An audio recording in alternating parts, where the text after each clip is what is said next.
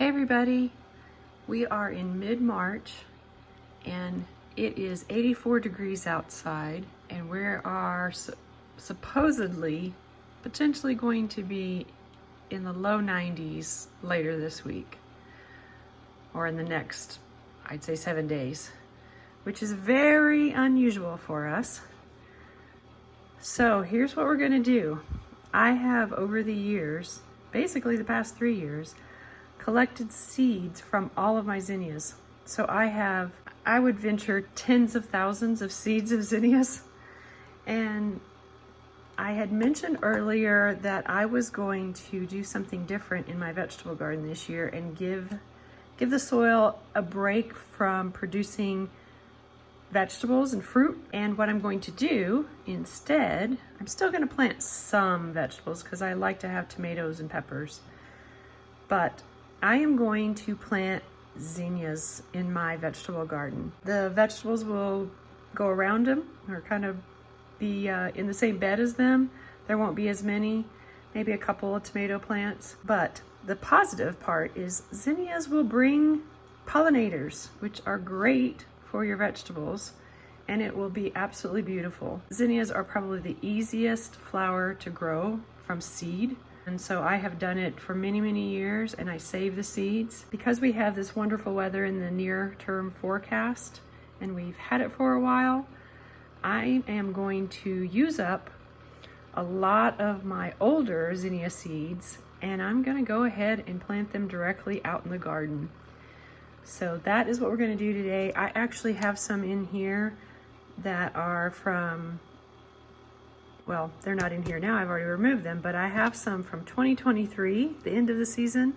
I have some from 24 and 25. So I'm gonna use the 23 and part of the 24 up, and I've got plenty of thousands of more, and that's what these are. These are all 2025, and I think some of them are 24 too, but I have plenty. If something happens and we get a snow or freeze, something that destroys the zinnias or makes the seeds not come up, I'm fine, because these are free. I collected them myself. That's the other great thing about zinnias, is you can collect your own seeds every year. Once you get, maybe you buy some seeds early on, or you even just buy zinnias and plant them. Save them at the end of the year when they have, or end of the season, when they have dried, let them dry on the stalk. And then there's, gosh, I really think there's probably 1,000 seeds on one big bloom. So that's what we're doing today. And so let's get outside. Here we are with all of our tools. I've got a rake. I've got my organic fertilizer gloves. And here's all the seeds I was telling you about. You saw what was in the blue container. These are the ones from 2023. So the ones in the blue container are extras. So I have no shortage of zinnia seeds, and they are all different colors, which I absolutely love. So the first thing we're going to do is we're going to get this dry looking area nice and wet.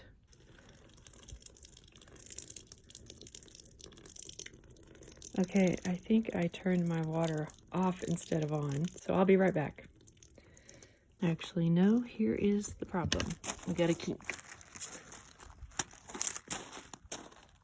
And I can hear it on now.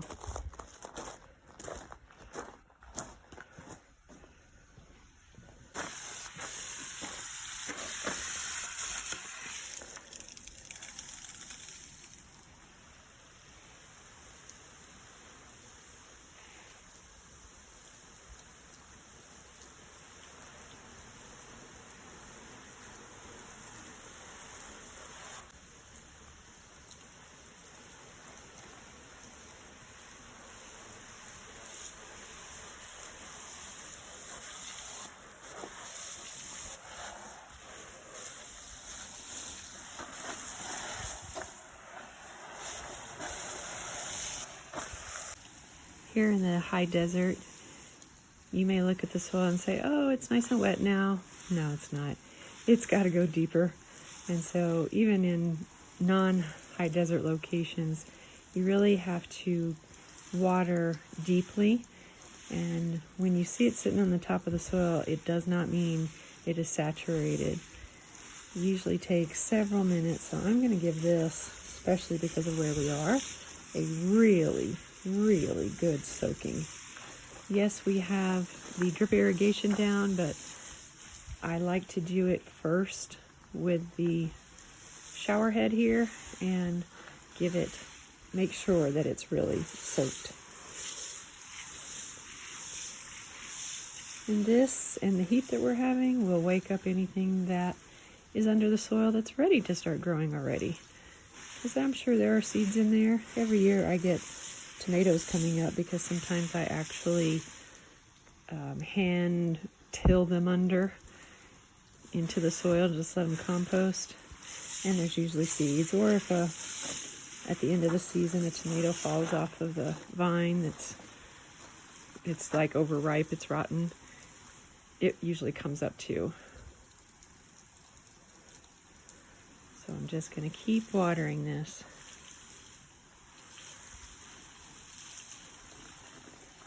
And then we'll be back. All right, I've watered for a few minutes, but I want to show you. You see the water standing?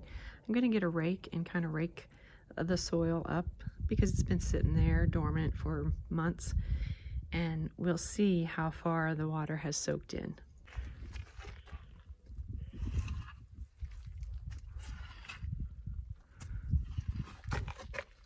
Look at that, it's dry as a bone, only maybe an inch underneath that topsoil. So now you see what I mean about having to really water it in deep. It takes a while.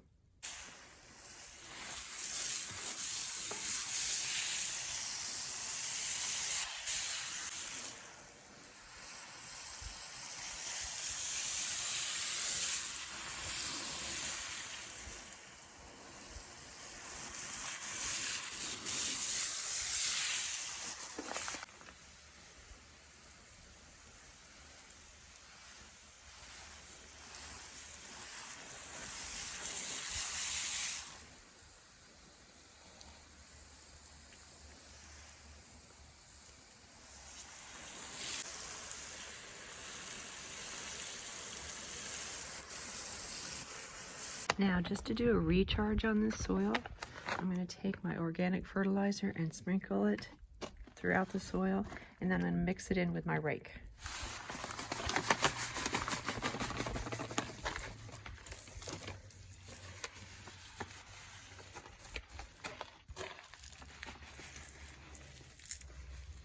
So now you're probably thinking, wouldn't that be better to do when it's dry? You can do that. I just choose to do it this way because I know how long it takes to really get this watered, and I wanted to do this in a few steps.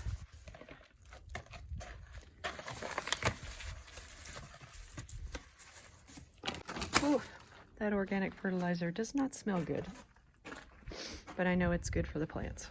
Now, I'm gonna get my rake it in, and water it again.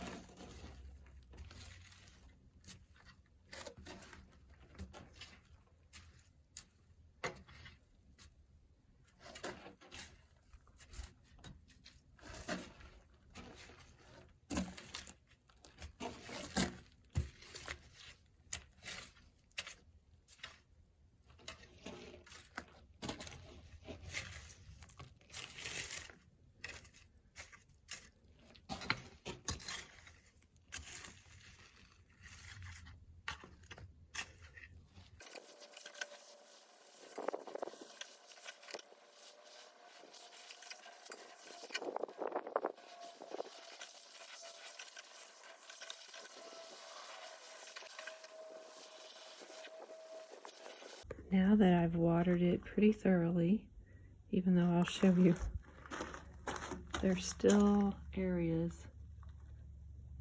that look dry.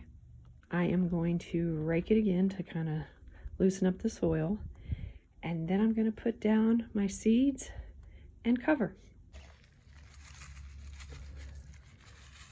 As I said, I have thousands of these, so I'm going to be very generous. I want this to be really full. And they all might not germinate. I am just mixing all of them. I don't care what color they are. I'm just going to mix them all together. Oops.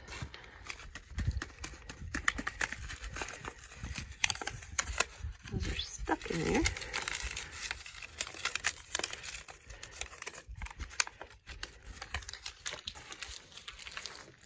That's 2 packets.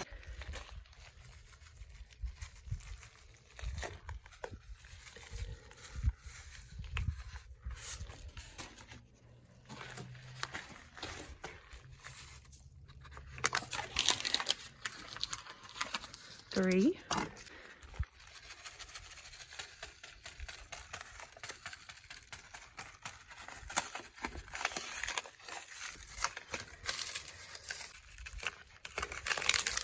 4.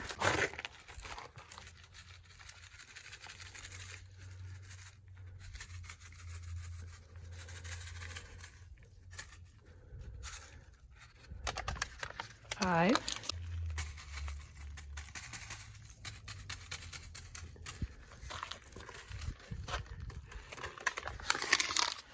6.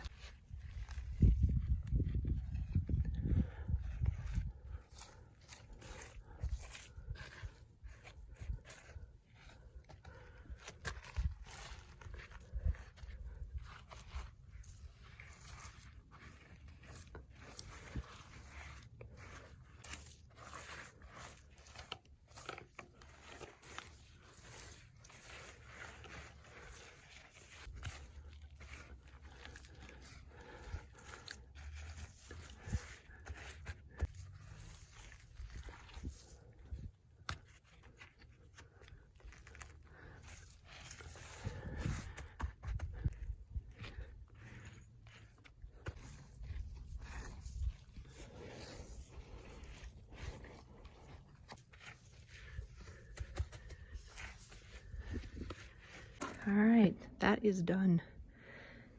Now the last thing I'm going to do is I'm going to lightly water them in. I've turned it to mist, and I'm going to water all of this in one more time.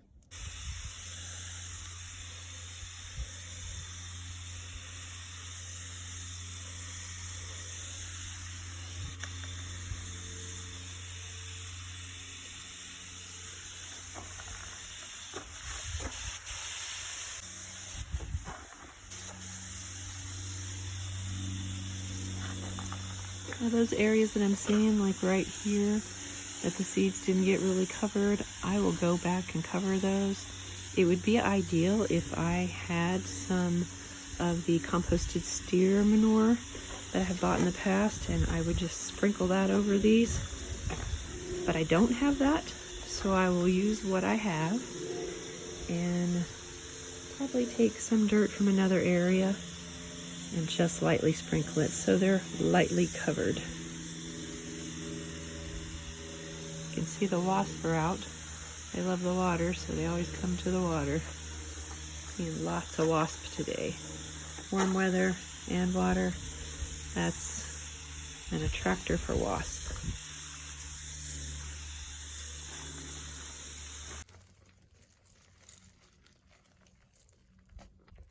Now we just make sure these seeds stay moist, check them on a regular basis, and watch them grow.